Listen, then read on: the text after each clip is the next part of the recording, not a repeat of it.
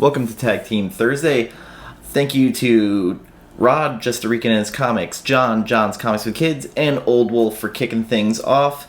And I am Dan from Comic Shop News, and let's get into the pull list. First off, we have Catwoman number 29. Been kind of hot and cold on this. I'm liking Ram V's writing, so I've been kind of giving this an extended try. What's selling it for me, though? Jenny Friesen cover. 100% Jenny Friesen will get my money, and her on a Catwoman cover. Love it. Next up, Justice League number 59. David Marquez is doing the B cover on it. It's a wraparound cover, and I'm curious to see how Bendis is going to do on Justice League. It could be good, it could be super bad, so we'll just have to wait and see how that goes. Next up, Nightwing 78. I'm getting the B variant by Scan. I'm kind of interested in seeing how this Tom Taylor run's going to go. I was not really loving what was going on the Rick Grayson storyline that was going on before. Wasn't very good at all. So I'm kind of excited Tom Taylor's taking over. It's had early good review hype. Bruno Redondo's art, I don't know how I feel about, but if the art moves the story along well, I am more than willing to give it a try. We also have Superman Red and Blue number 1, the Liber Mejo variant. It was what I'll be picking up. Little vignettes of Superman. I'll get the first issue at least to give it a try. I'm not sure how I feel about it. Superman's not exactly one of my favorite characters, but Liber Mejo sells it for me, and I mean, the dude was the first person to ever put Batman's Wang on page. So, you gotta give him his due. Image Comics, I have Invincible number 1, the Amazon Prime reprint they're doing, since Amazon Prime's gonna have the Invincible series. It's a new Ryan Otley cover, and a good jumping on point for anybody who wants to check out Invincible who hasn't. It's a fantastic series. And if you're not reading it, dude, get on it. Like, seriously, it's fucking great. Next up is Radiant Prime number 2. I did not really love Radiant Prime number 1, but maybe issue 2 will be better. I mean, I had that thing with Last Witch number 1 where I didn't really love it, but issue 2 made up for everything from issue 1 that did not hook me in. Marvel Comics, Black Knight Curse of the Ebony Blade by Cy Spurrier. I'm going for the Peach Momoko variant, but I did like the King in Black Knight book where kind of they switched the myth of, hey, Percy wasn't really that heroic. Actually, he was a huge dickbag, and that's why the cursed sword took to him. So I'm really interested to see how this is going to go, because it's more about the history of the cursed blade and finding other artifacts that are cursed.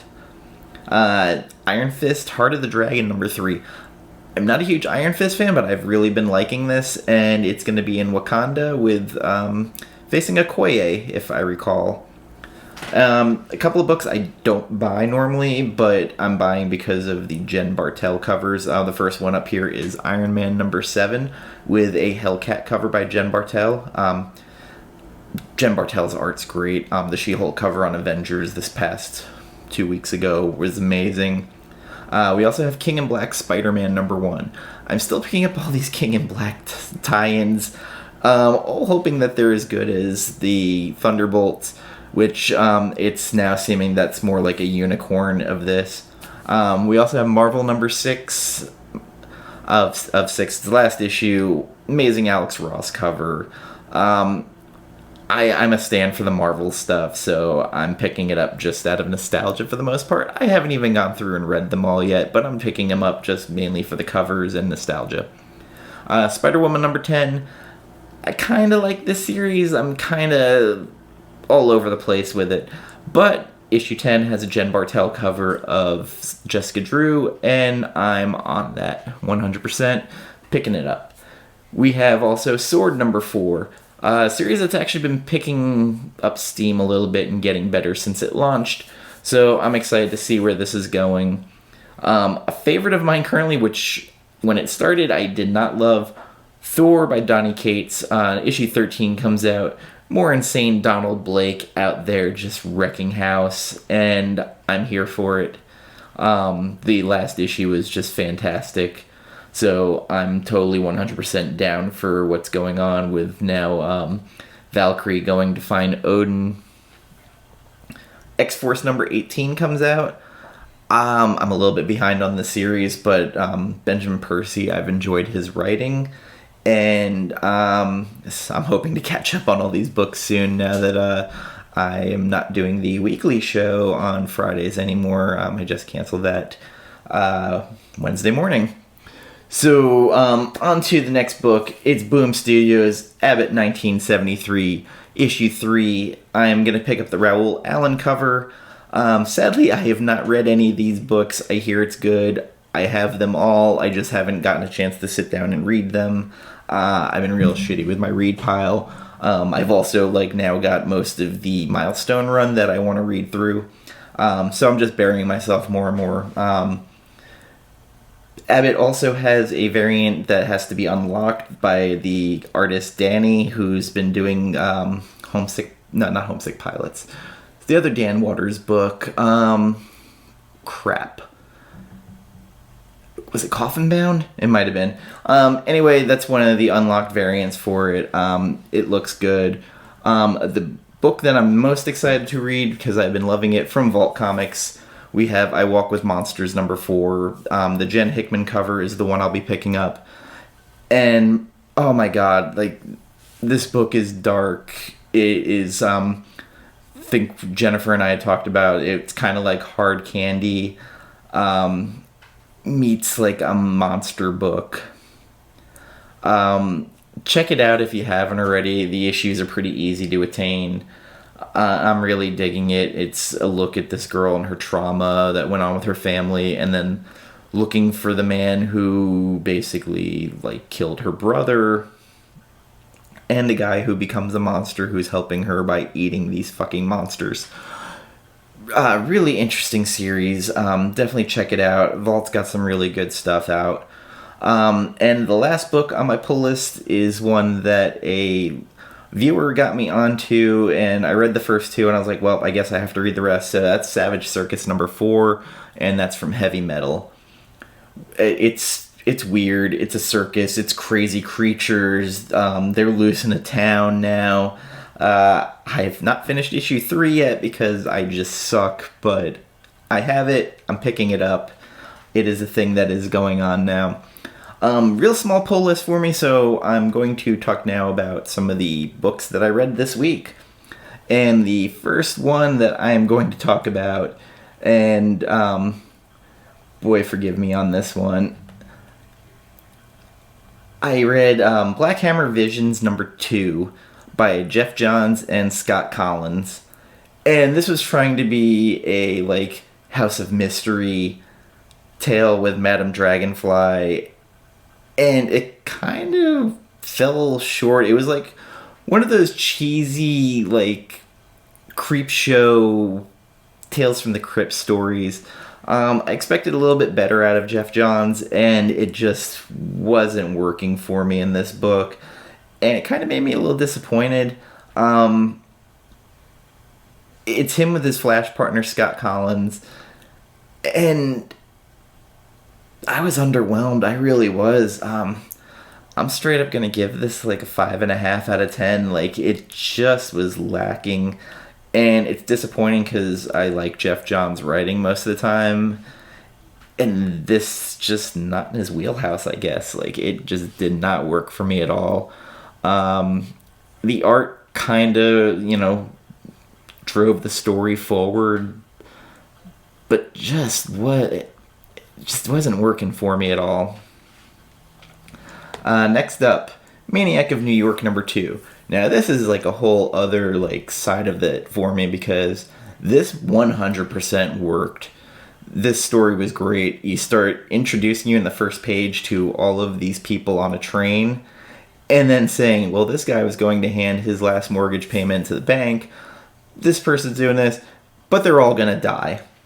The maniac, Harry, is loose on the train, killing everybody, while the Maniac Task Force is out interviewing a writer and then finding stuff he left out of the first book for the second book he was going to write. And it continues telling, like, the tale of these people on the train who are getting butchered and hiding.